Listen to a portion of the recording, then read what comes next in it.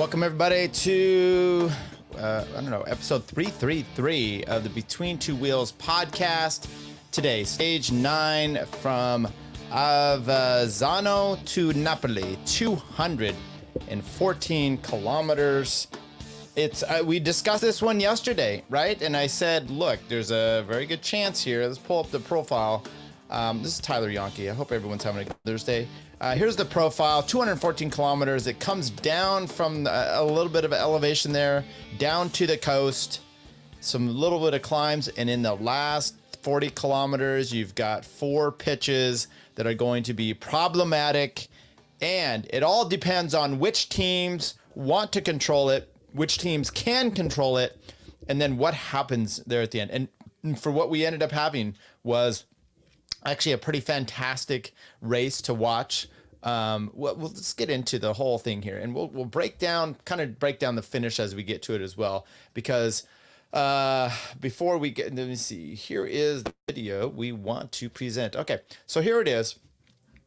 This is the start of the race. We're talking about, it's all, and by the way, we heard that interview at the start there from Caden Groves, and his team played a vital part of this race. But you can see here, they come down, there's a sprint here about 2/3 of the way through, and then there's these little kickers at the end. We talked about it yesterday. There was going to be 4 of them, and they were going to be crucial. And I said, look, Alaphilippe style type of person, Jonathan Narvaez over the last one. Maybe that's who it is. Maybe we got there. Okay, so right at the start, you had 2 Polte Comete riders taking off, and I will get to exactly who they are. Let's take a look here. I want to be actually accurate for for Steven, and I had these bookmarked, and then they went away from me. So let's see if I can find them now of who was in the break. 2 of these, right? I took bookmarked, but I finally found some stuff that, okay, it's not coming here. Okay, let's see if we can find it here. Postabon, I think, was one of the riders that was up in the break. Here we go. Polte Comete are the only team that are represented at the head of the race as their riders, Mirko Mastre and Andre Pietrobon. They took away from at the very start of the race, and then from there, it was just who's going to control it. A lot of boring stuff, but Alpecin DeQuonic was on the front doing a lot of work. So, which means they think Caden Groves, who we played up there at the front, is going to be a guy that's going to have a great shot at the finish, because they're putting their team on the front to make sure that break is staying in control. And, not too far out. You're not going to let these guys go too far. And more importantly, to keep everything together so that they come to the finish. The problem here is, Caden Groves, we've already talked about him. He can go uphill quite well. I think he had a bunch of, 3 or 4 stage wins in the Volta last year. So he does good in climbing stuff. But is this going to be enough to spit out, some of the big riders? Now, we saw over some of these climbs early on, or, the first few ones coming in here, there was an intermediate sprint. It wasn't really contested but yeah, Coy, Milan, Malier's up there, Caden Groves, and then at 57 kilometers to go, Max Schachmann hits the deck. He looked like he might have been hurt a little bit, but also going down in the whole melee was Geraint Thomas. It did not look like he was at all physically harmed. In fact, he said it was pretty slow pace one. I think if he did go down, it was more like his bike got kind of caught up. He said he wasn't hurt, so it wasn't an issue. But that was a 57. The Ineos riders dropped back. They easily got him back into contention, and then they started hitting these climbs. And one of the first persons coming out the back is Jakobsen, and this you can see this group here is about 101 up the front, off the road. They weren't really too concerned about the Postabon riders, that's the Pietrobon was the rider, but the Polte Comete riders going up there. But one of the first few riders coming out the back was Jakobsen. Tim Malier also coming out the back. There was a Visma Lisa bike rider coming out the back. So you're losing 2 big sprinters right away, which is Jakobsen, who hasn't been in any sprints because these sprints have been with a bit of a pitch before the final, so it's put in a little kink in now I think one of these days and then coming up here it's pan flat, so it should not be any reason for Jakobsen to be missing out. But once again, we talked about Gourmet a few days ago. His teammates here, he's not in here. This would have been another good race for him because he does get up and over these climbs pretty good. But Jonathan Milan has really shown that he's been able to get up and over them. But coming up to the first kicker here, Alaphilippe, he sees a chance and he goes. Now, what's interesting here, you see right behind is an Alpecin Phoenix rider. I think it's Coney. I'm trying. I'll have to double check on the name, but he goes after him, and I don't think that is the right move because your team has been on the front trying to control everything, and now you're going up the road. That does not seem to be the appropriate move, or why didn't you just get in a break to begin with? And I don't think, because now it turns out he goes up the road, he does a bit of work. Alaphilippe's up there, Kevin Vermaca, Maestri, the Polti Cometa rider, he actually goes up stays up the road and he continues going. Kevin Vermaca comes up here for the American rider for DSM. And there's a decent group. Conchi, there you go. Conchi for Alpecin, ASCII for Arkea or Groupama FDC. Sorry, Alaphilippe, Vermaca, Maestri, and Peterbone. They both stick the breakaway a little bit, at least over the first one.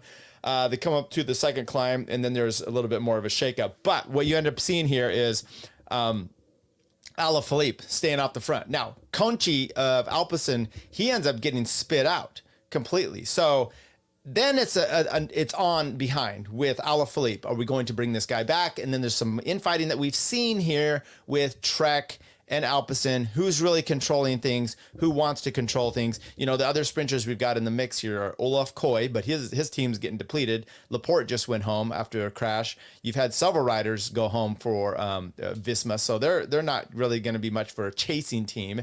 You've got Bora with Danny Van Poppel, but they're more in the mix for GC, chances. So they're not really going to get up there in the mix. You've also got UAE, but with Milano, but they have Pogacar. So they're not going to put riders on the front to chase things down. So you really do have Little Trek and you really do have Alpecin that are the two big teams. Tim Miller's out the back. Sodal's not going to be interested in helping. Jakobsen's off the back. So they're not going to be, DSM's not going to be interested in chasing. So you're getting some weird Bahrain. Now, Bahrain, they could probably get some help up there with, for Bauhaus. And then you have Jayco. And Jayco doing what they should do, something for their guy Caleb. But we've seen kind of where they've been at as well. In the end there, 10 kilometers to go, they're still looking to get Alaphilippe. He drops his rider, his mate there. And then between the last climb over the top, Jonathan Milan is still looking good there. With the last climb until the finish, there's a bit of a... they got on the last climb here, I guess, at 7.8. They already came through the flat. They're bringing Alaphilippe in. And Jonathan Narvaez of Ineos attacks. You can see him lining up, and he goes from 7.8 out. He immediately goes past Alaphilippe. There's a DSM rider that kind of tries to make an attempt, but it's not much of anything. And there's a decathlon rider as well. EF is kind of back there in the mix. And Narvaez is gone, and he's immediately got a nice gap. It looks like Ghana was possibly thinking of doing the same thing. He's kind of up there. Is he going to? But he would be pulling the group up to him, so he doesn't. I think it's Trentin tries as well, and this last climb was a decent climb, and Little Trek just kind of bides their time, holds it. They got Jayco, then comes to the front, does a little bit of work. 2.6 kilometers to go. Narvaez is still off by 8 seconds, and you're not sure who is doing any of this chasing behind. It is Little Trek. Right on the wheel of the first two riders of Little Trek, though, is Pogacar, and then he's got two UAE riders. I don't know if it's Novak, but it's definitely Milano is one of those. Then there's another Trek rider, and then Jonathan Milan. Back behind him, you have Caleb Ewing. Okay, Caleb has 0 riders helping him out at this point. And by the way, I'm going to express what's going on here, which is, okay, you're at 1.4 to go. Pogacar, what are you doing up there? Because that's Jonathan Milan. And it's a little bit odd. Now, we're going to break this sprint down. I'm going to do it a little bit more in detail because this highlight captures it a little bit different. So perhaps let's get to the actual sprint here, and then I will walk our way in, which is a video that there's the exact same spot, but I think I want to take it from a little bit further out. So, well, that's 200 kilometers. So I don't want that one. So Jonathan Milano, there we go. Is this the same one? This might be the same one. I want the sprint. I want the sprint. There we go. Now I got it. I got the right one going here. Okay. There we go. 2.2 kilometers. We'll keep walking away. This one actually, it breaks down the last few kilometers the whole way in, and you can see these riders. So right in here, you got Pogacar is in fourth wheel. He starts getting some bumpity bumps here with Jonathan Milan, and I'm like, well, dude, what are you doing up there? The last kilometer is pretty interesting because they come down into this and they do a whole 180, and they come out of this 180, and you've got basically the last, I want to say 800 meters or so. But Jonathan Milan, he starts 12 seconds up on everybody going into the last kilometer and a half. Let's break it down as we get it up here a little further. Once again, you can still see this on the front. There's two Trek riders. There's Milan. He's kind of on their wheel, but then right behind him in the mix is Pogacar. Now, on the wheel of Jonathan Milan is Caleb Ewing. So you're like, okay, Caleb, he's at least got himself up there, but he is out in the wind a bit. Up onto the right side does you start to get some Visa Leasebike riders, and then Danny Van Poppel and his team is kind of a little bit smashed in there behind. So Trek comes into this. It's this 180. Jonathan Milan comes out of it. I'm sorry, Narvaez comes out of it. He's got, I don't know, a good lead. 900 meters to go. Trek is on the front. But up on the right-hand side, as we're looking at, actually on the road side, you start to see Pogacar. Anyway, we're coming through the whole chicane here. You start to see Pogacar leading up Milano. He's got actually, I think it's Novak on his wheel. Coy is back there. He's got a teammate as well. And then you've got another rider behind is Milano of the sprinter for UAE. But they still haven't brought back Narvaez. And on the front is little Trek 1-2 with Jonathan Milan basically on their wheel. But Pogacar does this incredible lead out here. He goes straight through the group. He comes up to the front. He drags one of his own teammates. You can see his own teammate, Milano, slots in behind Olaf Koy. To the left of Koy is Caleb Ewing, and Caleb Ewing's on Jonathan Milan's wheel. And then you've got some UAE rider, you've got Trek rider peels off the front, and Pogacar just starts drilling it. Now he's at 400 meters. Jonathan Narvaez is still off the front. It gets closer and closer, and about 250, you start to, or about 300, 250, little Trek rider comes up there, maybe it's Stuyven, finally comes up to the front, starts his big lead out. Jonathan Narvaez is now at 200 to go. He's not getting brought back yet, but the sprint is going full gas. But Jonathan Milan, we talked about him a few weeks ago, which was him leading out from almost 300 meters and holding everybody off at the line. This time he goes late. Now, I don't know if there was a wind condition, but he goes a little late. And we've talked about this last few days of different guys coming to the finish with gearing. And I've told you, when your legs are a little bit sapped, especially on a climb, you probably want to be a little bit more sprinty. But there's also the problem too of having a gear where you're spinning too much in a sprint, and then you're going to have to be like a track rider seated and sprinting. And it looks like Jonathan Milan actually gets it wrong here with his gearing, because he is torqued his way out, and he comes through, and they literally catch Narvaez here about 20 meters, because here's 50 to go. Narvaez is still in the lead, but now you see Jonathan Milan, he's sprinting up the front. To his right is Olaf Koy. Koy is looking pretty good. On the far end here is, I'm not sure who that is for, what's that, the Stores team, whatever team that is here. On the far, you got Caden Groves way out there. Buried back in here behind a Wanty rider is Caleb Ewing. No lead out on the way. And then Jonathan Milan, it looks like he may be able to take it, but a throw at the line by Olaf Koy gets the stage win. And see if we have any kind of, nope, we don't have that. So I was hoping they'd show a bike throw. We'd be able to see exactly where that was. So we'll get to all the stats here as far as the ride goes, and then we kind of break down that sprint a little bit. I just wanted to go through almost frame by frame to get us an idea of where it was. Olaf Koy, Jonathan Milan, Juan Sebastian Milano for UAE. So Pogacar's team ends up with the third place here. Danesi, Tudor, that's who it was, Alberto Danesi. In fourth place for Tudor, Danny Van Poppel in fifth.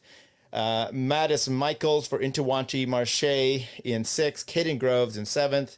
Andre Vendram in eighth for Decathlon. Davide Ballerini for Astana. Max Cantor for Astana. 11th place is Jonathan Narvaez. So that's what happened. where he gets caught at 20, basically 20 meters to go, and just sits there and is able to coast across the line, beating Caleb Ewing for 12th place. Now look, this is what I want to say about this, which is, okay, so you've got Pogačar, who decided he's going to mix it up. And I mean, this is what the commentators are talking about, and I actually believe this. When you see him coming in around 500-600 meters to go, and he takes it all the way to about 300 meters to go, that was an extreme change of speed. I don't know about extreme, but it was definitely an extreme change of speed from the little Trek lead out. And I don't think that, but for that, you are going to see Narvaez overtaken at the line. Reason being is they increased that speed.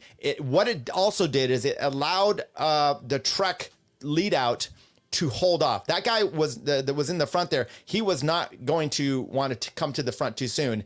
Although, you know what, you never know, because if he comes to it sooner, maybe Jonathan Milan, sprints a little earlier, and he's got his gearing a little bit different, and he may be able to take Narvaez like with a bike throw at the line and actually win that thing, because I think he needs to come from further out, where he is able to get up and up and up to speed more and more and more, and then sustain it. He was spun out on the line, and so either his gearing was wrong or what. I don't think they were going too fast where it's just overpowering. So Pogačar did what he had to do. What's interesting to me is, like, okay, Pogačar rolls to the front with another UAE rider. And by the way, that other UAE rider that was on his wheel, which was going to then lead out, he pulled out of the line. He pulled out of the line when Pogačar is on the front, because he's like, I'm done. That's how good and how fast that. It reminds me of Matthew Van Der Poel coming and doing sprint lead outs for Philipsen that you've seen that in the Tour, where you're just like blinding. But that's what they needed. They needed that surge of power and that surge of speed at that moment. It was perfect, and it was great for then the next group of lead outs, which took them all the way to 150, and then Milan, takes off from there. But Olaf Koy is able to masterfully come around him. It looked there was two extremes of viewing this, which was Jonathan Milan was just because he was overgeared or undergeared, and he was spinning out too much, and his body's like looks like he's going to rip the bike apart or crash. Where Olaf Koy is a much smoother ride. Now, if you watch from the overhead and as much as you can from the different angles of Juan Sebastian Milano, he comes up there with the train, but he's got Pogačar, and then I'm just going to say it's Novak. I think that's who it was. It could be one of the other riders, or Stekenlagen maybe. That's probably more likely who it was. But when that guy pulled out, but you've got another rider, and then one or two, and then Jonathan Milano. Juan Sebastian Milano back there just a little bit, and he slots in behind Koy, and he does a good job, but he never is able to get that jump, but he was better than the others. My point really is like, what's going on with Jayco? You see one rider change this dynamic today, which is Pogačar. Okay, but what if you just had two riders getting him in position? I don't like because we've talked about and you've seen over the years Caleb Ewing getting in the mix and doing his thing, and could be somewhat dangerous, but he shoot gaps, he does whatever he can, and then he takes off. Also, we've seen where Caleb Ewing has had trouble, and he's like, you know what? I'm going from a long ways out, and he puts himself in a position to try to hold everybody off by sprinting from a long way out. He's not even trying that. I mean, he's just kind of sitting up there in top 10. If there's all this pressure on you, what is happening? And if you just get one rider, you just see that today. Once again, there were two riders. Milano was being brought up with another UAE and Pogačar, but the other rider pulled out. And so it was really a Pogačar move of being able to get your guy sprinting up there in the middle. Okay. What Brian says, what's your shirt? It's a Tour de France Mont Ventoux edition. Happy Mother's Day, Gina. Thank you. Brian, same to your wife. Happy Mother's Day all around. Narvaez post-race said he attacked because it sometimes works, sometimes it doesn't, but it's fun to try. Yes, it does. Similar to G. Thomas adds to a lead out. So somewhat, like Thomas did that for Cavendish famously last year in the final stage into Rome, which helped Cavendish win. It was a great lead out. It did extend that lead out train, being able to do what they had to do. It was a fast one, and Thomas put his effect into it. Today's was just a little bit different because that was Rome. It was wide open roads, and it was just G getting up there to just like, hey, I'm just gonna do it. All kudos to him. That sprint felt a little bit almost gifty in a sense last year with Cavendish. This is not a gifty sprint. This was elbows out. This was a lot of that 190, or 180 at 900 meters to go. It was a little different position to be putting yourself into, but I was pretty amazed by Pogacar's ability. Where was Pogacar on the day? Oh, and look at here. So we'll have a little sprint down here. Caleb Ewing, Luke Lamperti comes up here in 15th place. So Brian had asked about Lamperti before. There you go. Finally getting himself, was he the top Sodal rider? He was. So good for him. You're not going to see Lamperti probably winning one of these stages here, especially with this mighty sprint team here. But it's good to see him getting himself kind of getting in the mix, seeing what's happened. This is a guy from Northern California that we were doing crits with just a few years ago. And it's amazing to see him out there doing what he's doing. Calmajon gets up there. I was going to see Pogacar. Turns out 27th place. Solid work for him. Okay. So what I thought I would maybe show you guys here is, because I talked about this after the time trial. I really wanted to see it, and I knew someone would come up with it. And we did finally get a chance to take a look here, which were breakdowns of the sprints. First of all, this is a race in France here. I just saw this clip for. This is, I'm not meaning to laugh, but it's women's race. And watch this. So you got a team car up here. You got two riders off the front. And watch the team car. Boom, hits that girl. Shoot! I mean, that's horrible all the way. That's horrible all the way around. That's not what you want to. I don't mean to laugh. I've been there. That's one of the worst things you can do for cycling, which is crash riders out in the break. Okay, so here's a breakdown of the climbs, the fastest ones up the climb on the time trial. Okay, and let me just kind of expand it here. And I thought this was very interesting to see. So this is from the bottom of the hill, basically the last time check up to the finish, and the times from behind. And then I also saw a Strava segment, maybe we'll show that too, of that first part of the climb is like the first, I don't know, kilometer and a half or so, and the times there as well. But Pogacar, 32 seconds over Danny Martinez. So, I mean, he just cleaned everyone out. But the nearest person up the top of the climb there was Danny Martinez, 32 seconds back. But then you've got a nice little grouping here. Ben O'Connor, 35 seconds to, he had a really good day out. Antonio Tiberi, we saw him yesterday, 40 seconds. Shackman, 46. Magnus Sheffield, 47 seconds. So you really look at that and you're just like, wow, you're only like, 13 seconds off of Danny Martinez on that final section there. Magnus doing better than Roman Bardet.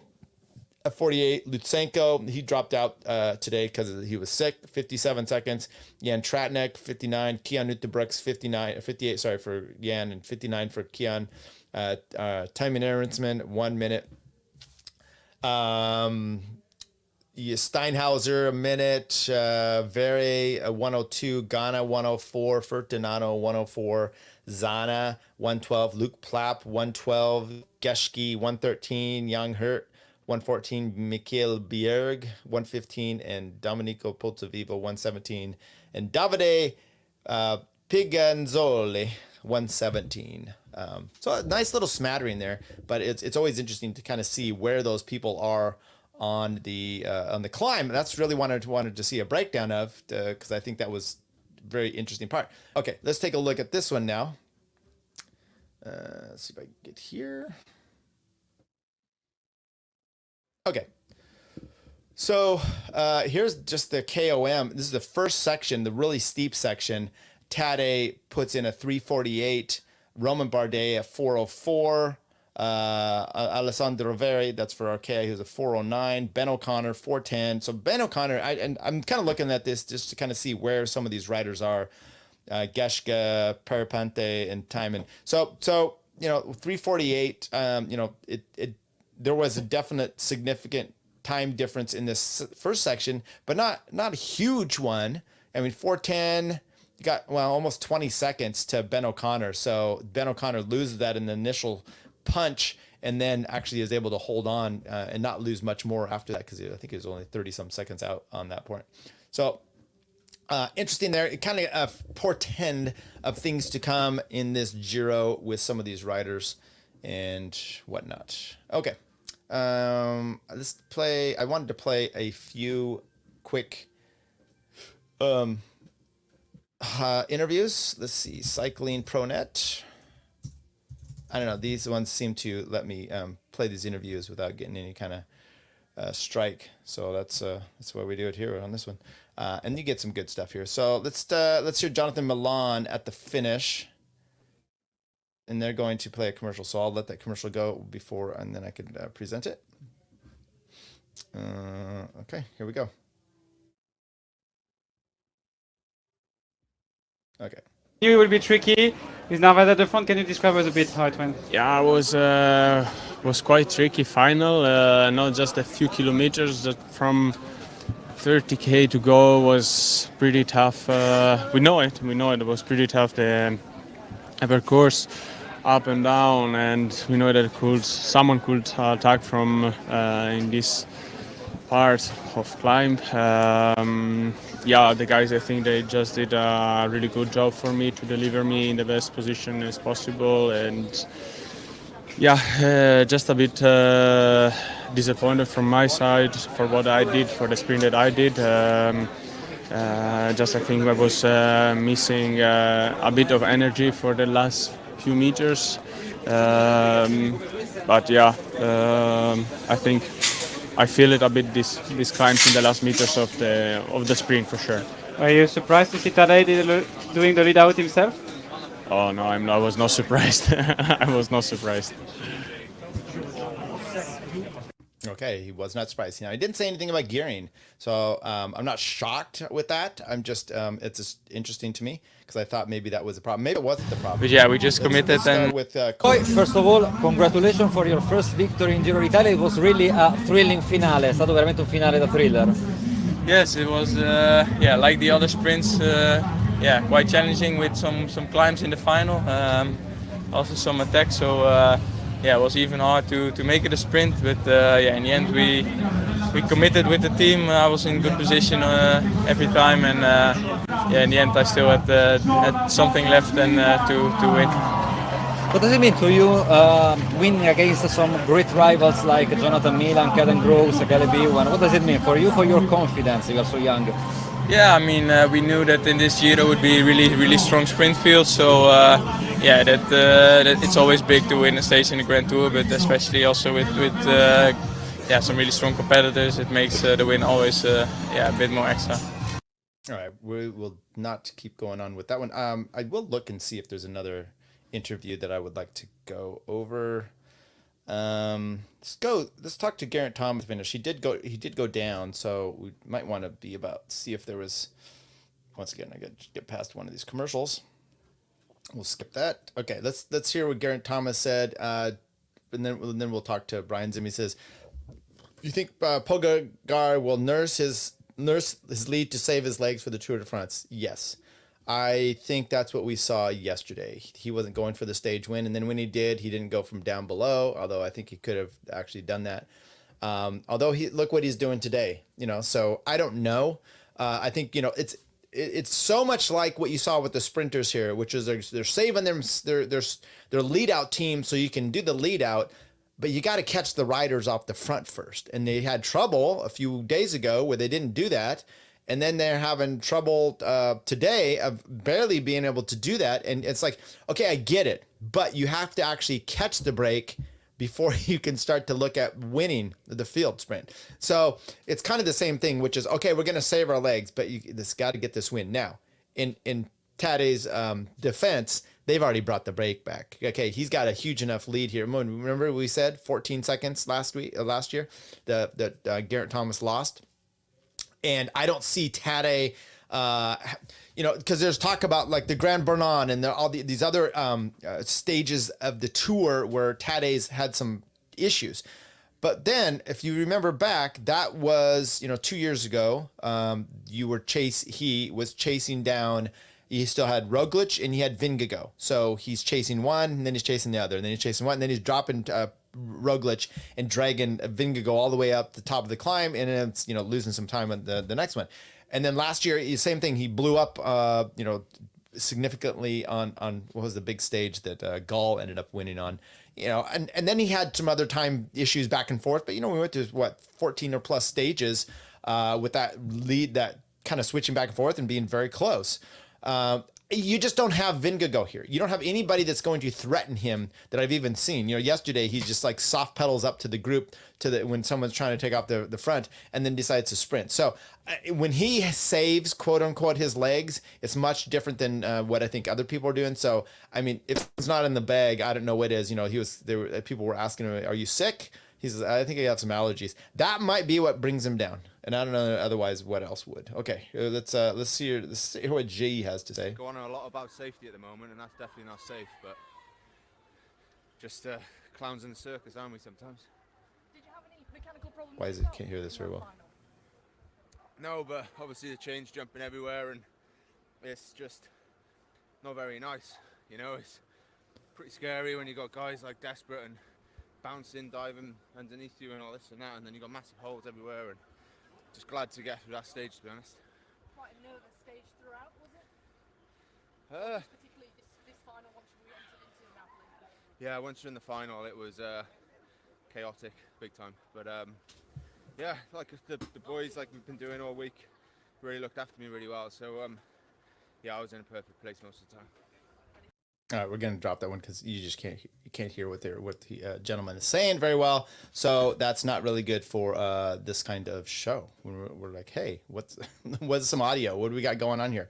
Okay, here's stage 9. Then we have a rest day tomorrow, obviously, and then we'll come into stage 10, and boom, we go up to the top here. So once again, it'll be interesting. What is the actual? Let's take a look before we walk on here. Let's really answer Brian's question a little bit better, which is he going to save himself? Well, he's got the GC here. He's got 240 over Daniel Martinez. Daniel Martinez has only been in the top 20 of a Grand Tour once. And that was just a few years ago when he was riding with Bernal, and he was 5th place, but that was, doing a lot of protection for him. So I don't know. We'll see what he comes up with. Obviously, Geraint Thomas can ride well. Do you foresee Geraint Thomas dropping Pogacar at any point? No. He might come out with a better time trial, perhaps, when we go up here and look at that. So, 240. I mean, 3 minutes to Geraint Thomas. 3:30 to Ben O'Connor, 2:40, almost 3 minutes already on Danny Martinez. I mean, yeah, save your legs, and if you need to, you can do some wicked stuff, which we got here. But look at even this; it's a Cat 2, and then you got a 4.8 kilometer, 6.5 with 40 kilometers to go, and then you do have this pretty intensive 18.1 kilometer at 5.6%. Okay, that's a decent climb. It is only a Cat 1, but a lot of times you see these, Cat 1s or HCs after an HC, after when there's been multiples during the day. So we'll just keep looking through here. I mean, then so that's Tuesday, and then this is Wednesday. It's like, okay, well, there's a rest day for Pogacar. Thursday. Okay, that's going to be up and down all day, but maybe you let a break go up the road. Some guys that are fighting it out. That are 20 minutes down and they get the win, and your team just chills on the front. So then you've got this. Okay, Jakobsen finally gets a chance to get to the finish. If this isn't a pure sprint day, I will be surprised, because you've got to be able to control this. You have all these teams that would be incentivized to do so. You've also got some other teams that are kind of the GC ones of like, I want to sit in today. Could be a break, but I can't see a break lasting on a day like that, because now you got DSM. DSM finally has a day, and then you're going to have this individual time trial, which also is a Ghana style. This is going to feed more into the type of rider that Geraint Thomas is, but it's also fine for Pogacar, because we can see how he time trials as well. But you know what? You have a chance to, okay, maybe Ghana gets the win, but Taddy's going to save everything this next week for that race. Then you do have this one, but once again, I think is this the one that was Stelvio? No, you got the Mortarolo. Okay, that's good. Cat 1, you got a 3, a 2, a 1. This might be one of the more, and then a 1 pitching up into a 1. This is over on the weekend, I think 15, 16. I think that's where we finish on a Sunday. You finally get an HC, the Stelvio, and some other things. And then what do we have for the rest of the week here? The 17, stage 17. Okay, you got a little climby stuff here. I mean, you can't rest on your laurels here too much, Tade. 18, nope, no problem there. 19, okay, got a little climb. But once again, these are soft climbs. Cat 2, I mean, if you don't think Tade and his team can control that.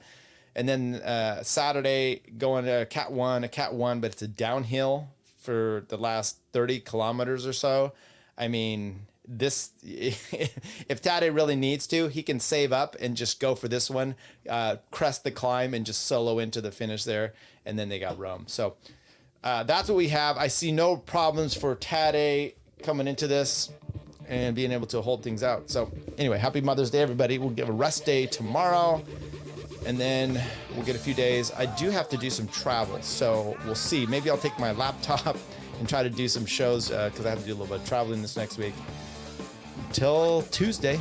See ya. Froome now, he goes on the offensive, he goes on the attack over the top of this final climb, and nobody at the moment can go with him. He had 75 kilometres to go, and now under the Flamme Rouge, and there he is still, the virtual Maglia Rosa on the road. Who would have thought it at the start of today? But Chris Froome, masterful performance.